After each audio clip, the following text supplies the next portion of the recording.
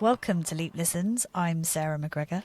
And I'm Roger Kalis. Leap Listens is brought to you by Leap Create. We're a people communications agency and we help organisations communicate to their candidates and employees through creative storytelling. Today's guest is a well-known and very well-respected industry figure. He has worked as a creative director in many of the top agencies before founding his own agency, Tonic, 10 years ago. Leap Listens welcomes Mark Horley. Thanks for having me. Really excited to be here and have a chat today. Mark, today we're going to be asking the very bold question of, do employer brands really exist? And just to frame that, I guess we're saying, do they really exist in the same way that consumer brands do?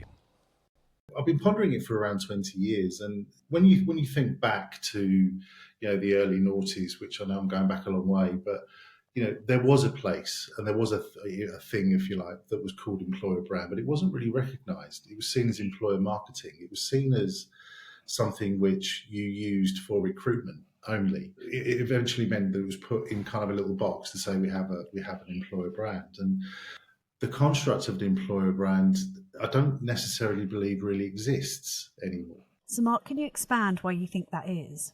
Because we've got to a point now where people consume things in many different ways, and their, I guess, experience of a brand, whether that be emotively or socially or structurally, any of those sorts of things, that experience of the brand they have, it kind of informs how they might feel about an organisation, whether they consciously or subconsciously know it or not. And whereas before, the employer brand or the employer marketing was always kind of connected to within certain media, it was always in the back of the press, for example, or it was always in a careers website, or it was always on specific social channels, and or within certain careers fairs or job boards.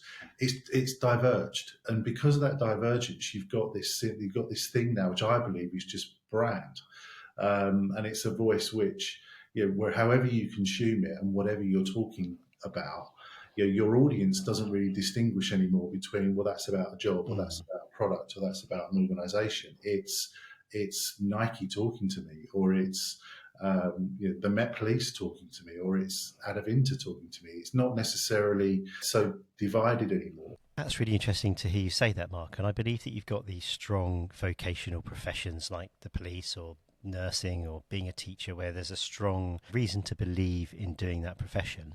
And then you've got really well-known brands where they become aspirational places to work by virtue of the strength of the product. But what about those organisations that have neither of those things, which, let's face it, is most businesses?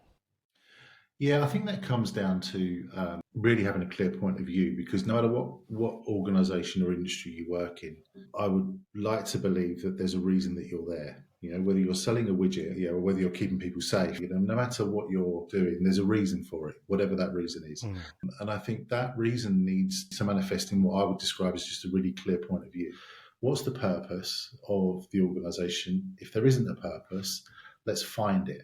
So we had a brief just a few weeks ago. And the client asked us, we'd love you to help us develop our EVP. And we're like, brilliant. Okay, you're a management consultancy.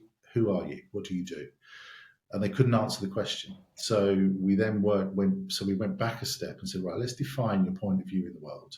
How do you stand up against your competition? How do you stand up against people outside of your immediate sphere of influence? And what's your point of view on the world that means that, it's kind of how you work, not just as much about what you do. It's about driving a kind of a sense of whether it's about relationship or whether it's about the quality of the product. If you think about Apple, everyone looks at them and goes, oh, they're a brilliant tech business. They're a hardware business, but they've sold it in like, we're a tech business, and everyone thinks it's really cool. And and so fundamentally, it's about getting right the way down into, in my mind, it's about getting down to, why did we start this in the first place?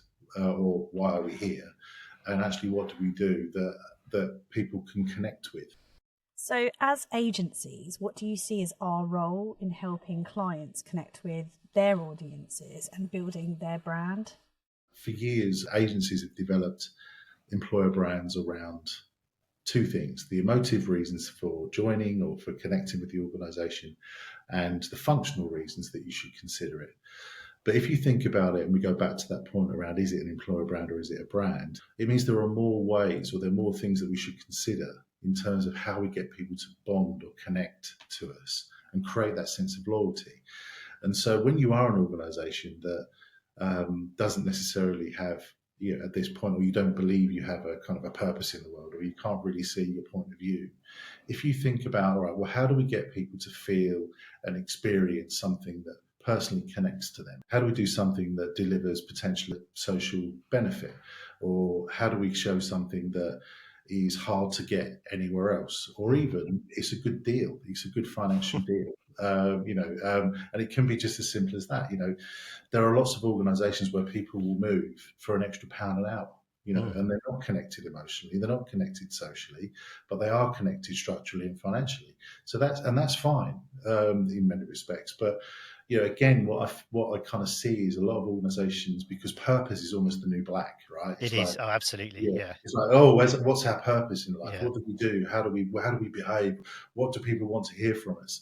And that's only one part of the story, because if you don't have the structural piece to say, this is the kind of organisation that we are, this is how we train, this is how we develop, this is what we believe in terms of DE&I and gender and all those sorts of things, people will go, well, it's great that you're kind of have this wonderful purpose about X, but Y doesn't stack up.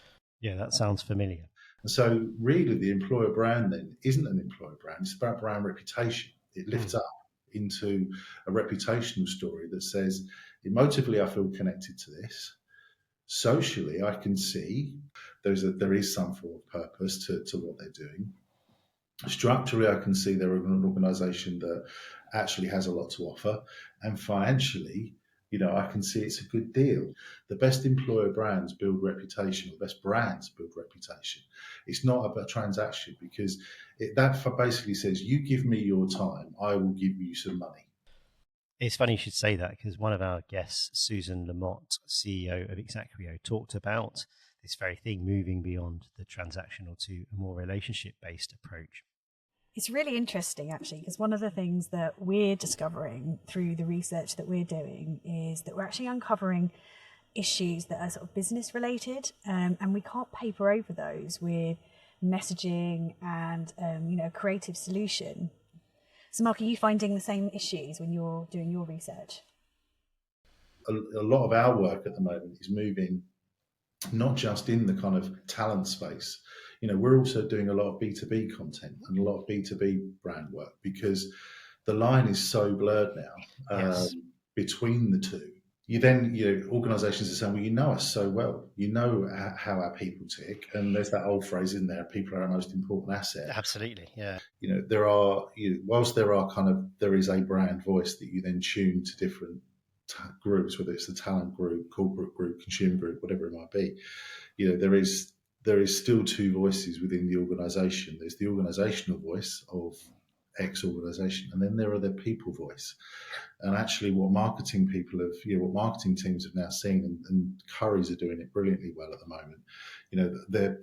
They realise that their employees, that their colleagues, as they call it, are kind of they're front and centre in all of their brand work, because you don't go and buy a washing machine from Currys. You go and buy it from Dave, who helped you, or Sarah, who helped you understand what that as a new you can do. So they've put colleagus right at the front of their brand marketing. It's interesting, isn't it? And everyone remembers Howard from the Halifax, I guess. Yeah, exactly. Yeah, exactly that, right? And I think what's happened with the pandemic, certainly, I can't believe it's 2 years, but going back 2 years now, but organisations started looking at themselves saying, it's not enough anymore just to try and sell stuff, whatever that stuff might be. Actually, we've got our people, and our culture is what's really important. And I remember having a conversation with a client, and she was like, "It's wonderful. All of these tech people are really starting to join us now." Well, because they've all been kicked out of the places they're in. And I think it's great, but beware, you've got an attrition problem coming down the line. Yeah. Because as soon as it starts opening up again, and I didn't know it was going to be called the Great Resignation, but I remember saying it to her, and I didn't call the Great Resignation. Don't Do you get me think right. you coined the phrase? That's it. You heard Absolutely. it here first. No, It was definitely not. Mark. No, definitely not. But I did. But you do kind of get. But it's natural, right? It's Yeah, common of sense course. to know Yeah. if people are just taking jobs because they need one. Because again, there is that. If you think about the bonds, there is. Yeah, they're looking for the financial bond this time. It's purely about going. I need some money because I've got my mortgage to pay or I've got bills to pay. Well, Mark, you're echoing so many of the sentiments of previous guests, whether that's about people feeling genuinely aligned to their organization's purpose or the dynamics of the relationship during the pandemic. So, given everything that you've said, how can we as agencies better serve our clients? So I think the first answer to that is that from an agency perspective, it's about embracing the entire brand and not just thinking about it from a talent point of view. Thinking about, understanding really what the organisation's, if you want to phrase, DNA really is, so that we can understand what those connective bonds are. Secondly, we as agencies, we have a horrible way of saying to our clients, we're going to save you money by doing this. And it immediately becomes a reductive proposition for the organisation. What marketing agencies will do is say, I will help you sell your product or create this thing which will make you more money and affect your bottom line more positively for your shareholders, for your business, whatever it might be.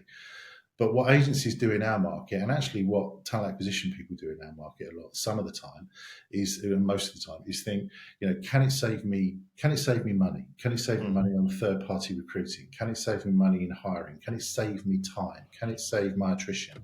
And it becomes a reductive proposition because it's not fundamentally aligned to what the business objectives are. It's aligned to what the talent objective is only. And when you think more broadly about, okay, how can we positively affect the bottom line for this organisation and actually add value to this organisation, it means our proposition for brand from a talent perspective becomes a progressive one in that it's a positive value add rather than a reductive proposition of which you go to a CEO and say, give me 200 grand, I want to save you 100. He'll say, well, I'll just give you 100, I won't spend the other. No, that's do you know what? Well, as you were saying that, I was thinking it is about that adding value, and it's a massively overused phrase, but you're absolutely right. And I suppose there is that sense, isn't there, that when it's recruitment marketing, what you're often doing is pitching it against a recruitment agency. It's like, okay, so your recruitment agency fees on this role is X, by doing this you can save Y, and as you say, that becomes this kind of this measurable, this tangible thing that you can demonstrate your worth. I think the challenge that we have, and I guess comes back full circle to the question about whether employer brands truly exist in the same way as consumer brands do, is that it's much more difficult to show that ROI quickly, isn't it? That bang for your buck quickly, because that might take time. Sometimes those things are more difficult to measure, and it's if you're kind of fighting against the marketing budget pounds, then it's a slightly more difficult argument to prove. So that's kind of where that comes from. But it's you're absolutely right. You need to make it a progressive proposition which is adding value to the organization and meeting the strategic objectives, not just saving them some cash on some hires. Yeah, and it's got to be an enduring journey. If you think about the investment that organisations make in their brand, there aren't many organisations that make the same investment in their employer brand because, what they end up, or their people brand, talent brand, because what they end up doing is thinking about it reductively, thinking about saving money, and then thinking, I need to do this because I've got to hire a bunch of people. And so it becomes what I would describe as a firework. This thing goes up and everyone goes, oh, that's nice. And it's gone again. That's a great analogy, Mark. I've not heard of that before. But if you want to be a true brand agency that is affecting the way that organisations hire and retain people, and you want to be consultative in that way, you've got to structure yourself in a way that reflects the way mainline agencies work. And that means having people that really do think and understand data. And how do you really understand where we are now, where we're going to be in the next year, 18 months? And until agencies stop thinking transactionally about it, and actually thinking more brand and more consultative, I think it take a while to change, and that's when organisations will start to see the value. Look, Mark, thank you so much for for joining us. You made so many good points there, and I was really nodding along because you're echoing so many of the threads that other people from around and within this industry are saying, and it's just really, really great to have you on. So thank you so much. It's been a pleasure. Always a pleasure to talk to you anyway, but no, it's been really good to chat today. Brilliant, Mark. Thank you so much. Yes, thank you so much, Mark. Well, that was really interesting, wasn't it? It was. Yeah, I think distinguishing between employer brand and brand, when actually, as a consumer and someone applying for a job, they're just looking at a brand, like at Nike or at Tesco. Yeah, absolutely. I mean, I think there's still a little bit of a way to go, and I think we still see those things as differentiated, but they're certainly coming closer together, and that's a theme that we're starting to hear. So it's good to open up the discussion. Absolutely. Good. Right. Well, until the next time. Thanks for listening.